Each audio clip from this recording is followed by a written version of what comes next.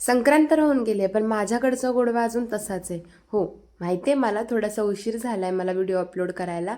मला ना सवय झाली आहे तहान लागली की विहीर खोदायची. आणि तसंच काहीतरी झालं होतं. संक्रांतीच्या दिवशी माझी खूप घाई गडबड झाली होती.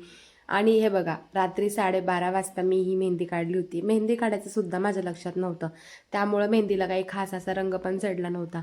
त्यानंतर आहे ना, मी आज मम्मीकडे आले होते.